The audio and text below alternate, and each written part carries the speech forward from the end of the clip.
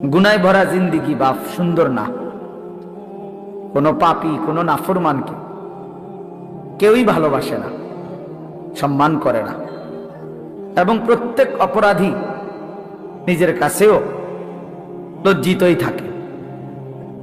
কোনো নষ্ট চরিত্রের লোক ছেলে সে নিজের কাছেও নিজেকে অপরাধী ভাবে। নিজের একাকিত্ব হলেও মনে পড়ে যে কাজটা ঠিক না, কাজটা অন্যায়। নারী দেখা, ছবি দেখা, নাচ গান, উলঙ্গ দৃশ্য, জিনা, ব্যভিচার, মদ, জুয়া, এই হারামের মধ্যে যারা পড়ে আছে সে একাকিত্বে মনে পড়ে, তার বুঝে ধরে, সেও ভাবে যে কাজটা সুন্দর না।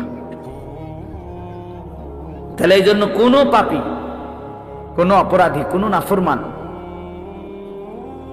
মানুষের কাছেও সম্মান পায় না, নিজের কাছেও নিজে ইজ্জত পায় না, নিজের বিবেকেরও দংশন হইতে থাকে। এই জন্য আমি বললাম গুনাহ, নাফরমানি ইজ্জত দেয় না, সম্মান দেয় না, প্রিয় বানায় না, বরং কিতাবের মধ্যে আছে বুগদাতুন ফি কুলুবিল খালক, প্রত্যেক গুনাহ মানুষের অন্তরে ঘৃণা তৈরি করে। প্রত্যেকটি গুনাহের কারণে বান্দা আল্লাহ তাআলার রহমতের নজর থেকে দূরে সরে যায়, এবং একটা সময় বান্দা আল্লাহ তাআলার লানত, অভিশাপের যোগ্য হয়। ফলে তখন আল্লাহ যখন কারো উপরে লানত বর্ষণ করে তো গোটা সৃষ্টি তাকে ঘৃণা করে।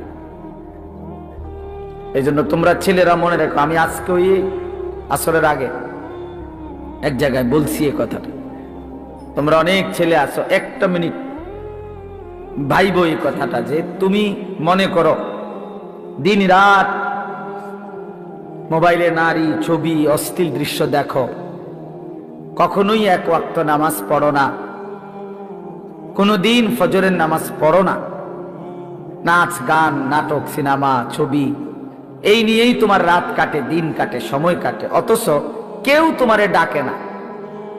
তোমার মা, তোমার বাবা, তোমার গ্রামের কেউ, কারো তোমারে নিয়ে কোনো মাথা ব্যথা নাই যে ছেলেটা যে আমাদের চোখের সামনে নষ্ট হয়ে যাচ্ছে, চরিত্রহীন হয়ে যাচ্ছে, ফেরাইবার জন্য কারো চেষ্টা নাই, কারো মানসিকতায় নাই। কারণটা কি? তোমার দিকে কারো নজর নাই কেন? তোমার মা বাবা কারোই কোনো ফিকির নাই কেন? এর মূল কারণ হলো এইটাই, মনে রাখো, যে বুঝো বুঝলা, মনে রাখবা যে মূল কারণ হলো গুনাহ যখন মাত্রাতিরিক্ত হয়ে যায় তখন আল্লাহর লানত বর্ষিত হয়। আর তোমার উপরে আল্লাহর লানত পড়ছে দেখা, খোদার লানত, খোদার গজব পড়ছে দেখা আর তোমারে কেউ ডাকে না, তোমার দিকে কেউ ফিরেও চায় না, তোমার দিকে আর কেউ ফিরে চায় না। আহা, তোমারে আর কেউ বাঁচাইতে, ফিরাইতে চেষ্টা করে। এইটা হলো লানত, অভিশাপের বহিঃপ্রকাশ। নুওয়াল্লিহি মা তাওয়াল্লা ওয়া নুসলিহি জাহান্নাম ওয়া সাআত মাসীরা। আল্লাহ বলছে আমার রাসূলের বিরুদ্ধাচরণ যে করে, আমার ইমানদার মুমিন বান্দা যে পথে চলে, তার উল্টো পথে যে চলে, তো আমিও তাকে সেই উল্টো পথেই চালাইতে থাকি, এবং এই উল্টো পথেই একদিন তাকে আমি জাহান্নামে ফেলে দেব। কোরআন শরীফের আয়াত। মানে আর কোনোদিন ভাও করবে না ওই এই নারী, ছবি, মদ, জুয়া, চুরি, ডাকাতি, জিনা, ব্যভিচার, সুদ, ঘুষ, সিটারি, বাটপারি, এই শেষ, এই জিন্দেগি। এভাবেই একদিন মৃত্যু হয়ে যাবে, আর ফেরেশতা একটা লাথি দিয়া জাহান্নামে ফেলে দিবে। যা, ফেরেশতা বলবে যা, না ফরমান, এই জিন্দেগি আর ফিরবে না, ফিরার তৌফিক হবে না। এটা অভিশপ্ত জীবন, মালউন, অভিশপ্ত হইবে যারে কেউ ফিরায় না।